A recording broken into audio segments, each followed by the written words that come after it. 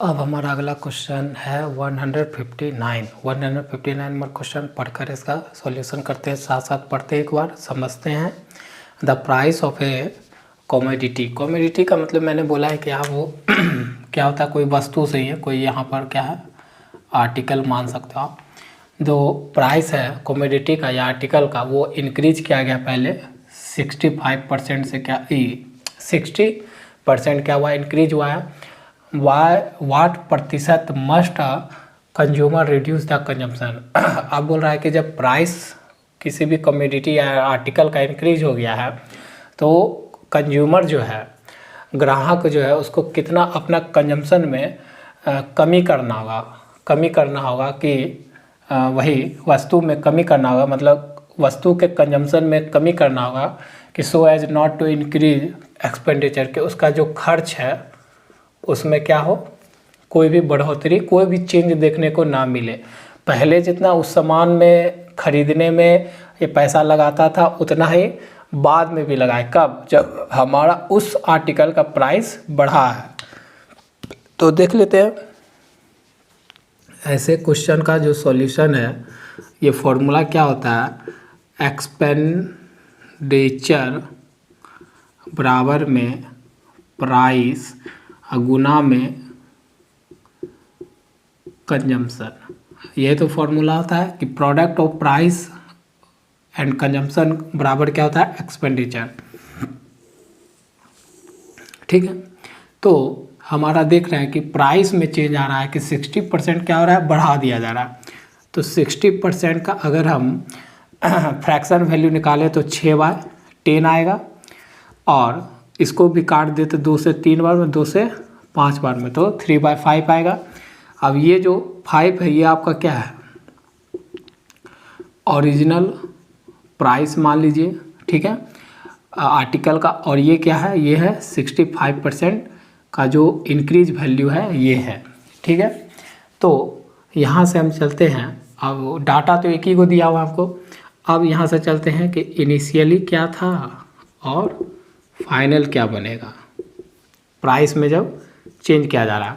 तो प्राइस पहले इनिशियल कितना रहा होगा, जब हम 60% को फ्रैक्शन वैल्यू में बदले तो ओरिजिनल प्राइस क्या होता है, डिनोमिनेटर वाला होता है, फ्रैक्शन के डिनोमिनेटर वाला।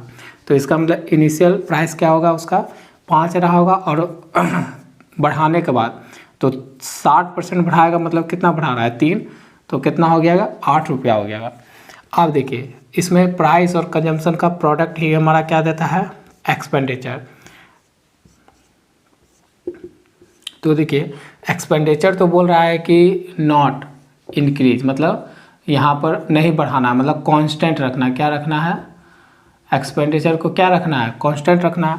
तो कांस्टेंट रखना है तो हम जानते हैं कि एक्सपेंडिचर जब हमारा कांस्टेंट बोले क्वेश्चन में तो प्राइस और कंजम्पशन का रिलेशन क्या हो जाता है, इन्वर्स हो जाता है। ये वेरी वेरी इंपॉर्टेंट है, ठीक है।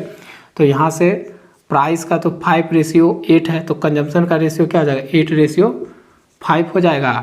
क्योंकि देखिए इस दोनों को गुना करोगे तो यहाँ भी 40, इस दोनों को गुना करोगे यहाँ भी 40। तो हमारा एक्सपेंडिचर जो देखो इनिशियल में भी 40 और फाइनल में भी क्या हुआ, 40 आया। तो इसीलिए बोलते हैं कि एक्सपेंडिचर अगर कांस्टेंट है तो प्राइस और कंजम्पशन के बीच में जो रिलेशन बनता है वो कैसा बनता है, इन्वर्स रिलेशन बनता है। ठीक है, लेकिन हमको पूछा है तो what percent must a consumer reduce the consumption of the commodity. तो जितना वो वस्तु कंज्यूम करता है कंज्यूमर, उसमें कितना कमी लाना चाहिए कि उसका एक्सपेंडिचर ना बढ़े, एक्सपेंडिचर सेम रह जाए। तो देख रहे हैं कंजम्पशन वाला हमारा रेशियो में चलता है यहाँ पर।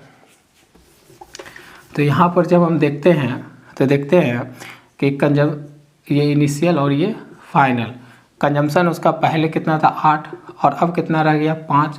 तो कितना का कमी आ रहा है, -3 का कमी आ रहा है।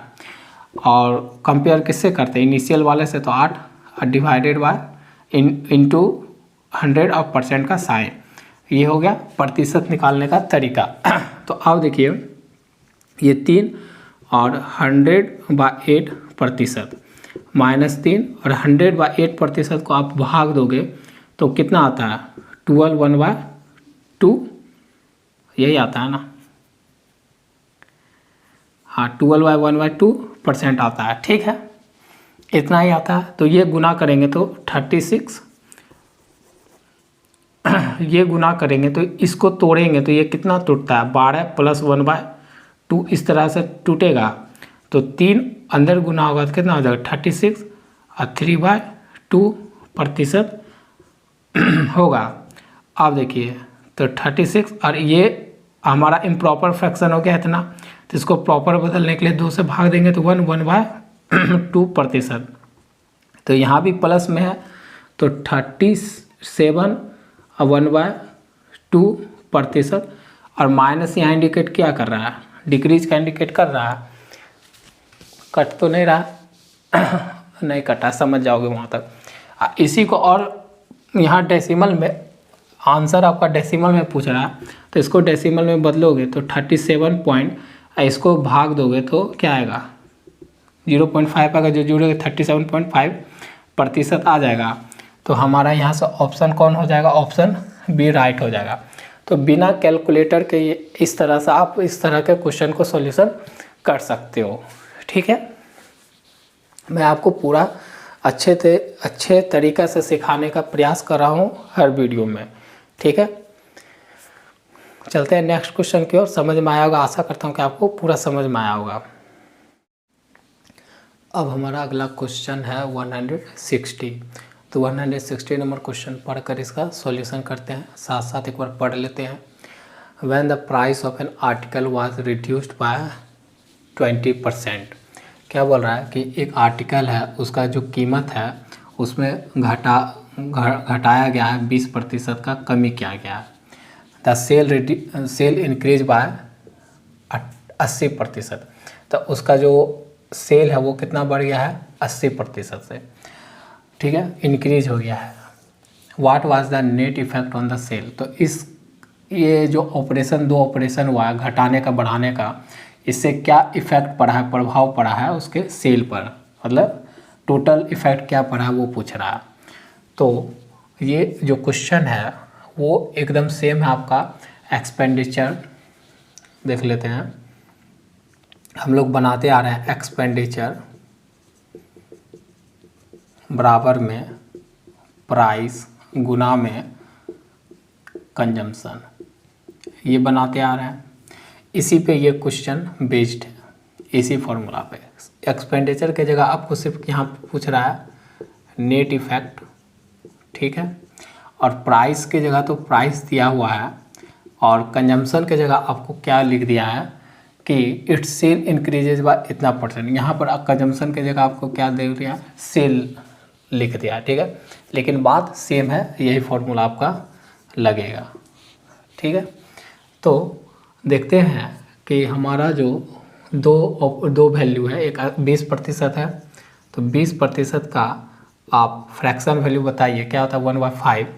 ये मैंने हमेशा बोला है कि आपका क्या होता है ओरिजिनल प्राइस, और ये क्या होगा आपका 20% डिक्रीज का वैल्यू हो जाएगा।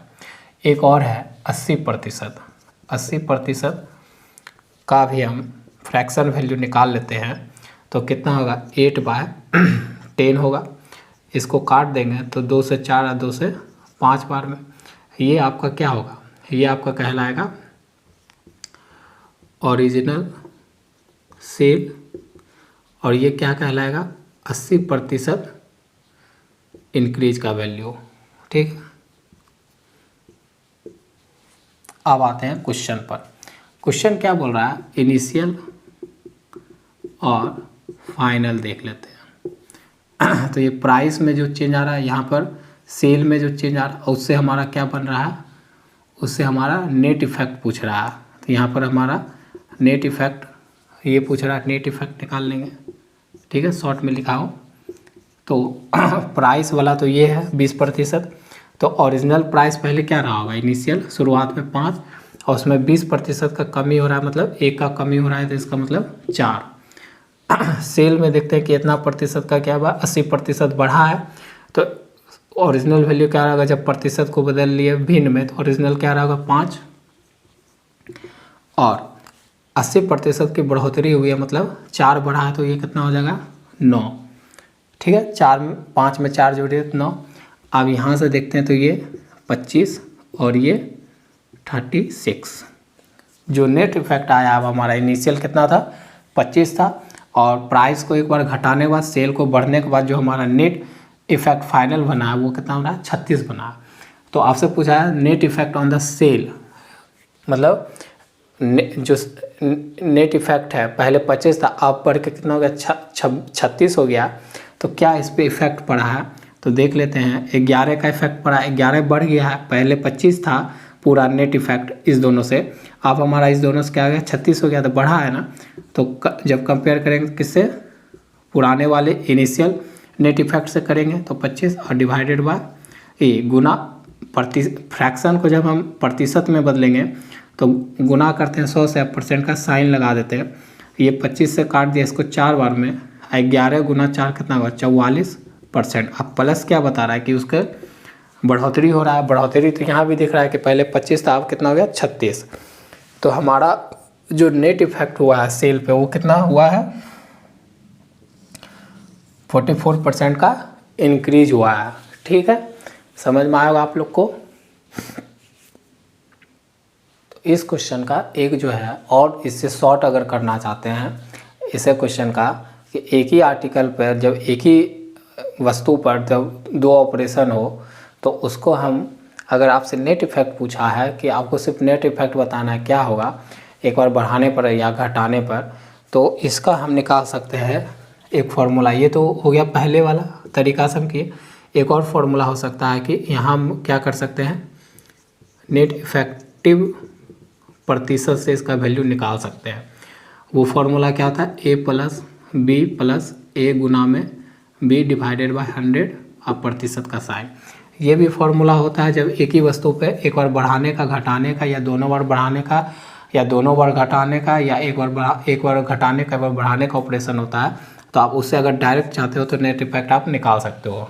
ठीक है, तो देख लेते हैं एक बार यहाँ पर क्या हो रहा है प्राइस में कमी किया जा रहा है तो -20, और एक बार क्या कर रहा है 80% बढ़ाया जा रहा है तो 80 यहाँ, और प्लस माइनस है तो गुना में प्लस माइनस माइनस 20 गुना में 80 डिवाइडेड बाय 100 प्रतिशत का साइन।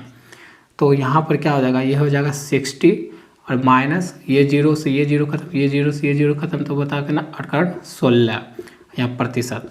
आप देखिए इसमें घटाओगे तो 44% आएगा, तो ये क्या हुआ 44%, ये बड़ा आया तो बड़ा मतलब इंक्रीज हुआ। तो आप इससे इस तरह का क्वेश्चन का जब आपको किसी एक ही आर्टिकल्स पे या वस्तु पर एक बार बढ़ाने का घटाने का मतलब ऑपरेशन दिखे, अब पूछे कि नेट इफेक्ट आपको निकालना है, तो आप इससे नेट इफेक्टिव प्रतिशत से आप इस फॉर्मूला होता है वो फॉर्मूला लगा के डायरेक्ट निकाल सकते हो। तो ऑप्शन हमारा यही आया सेम। तो ये उसका सबसे सिंपल तरीका है, शॉर्ट तरीका, ट्रिकी है। ठीक है, मैंने दोनों तरह से आपको बताने की कोशिश किया क्योंकि मैं फाउंडेशन क्लास आपको मुहैया करवा रहा हूँ कि आप सीख सको। ठीक है।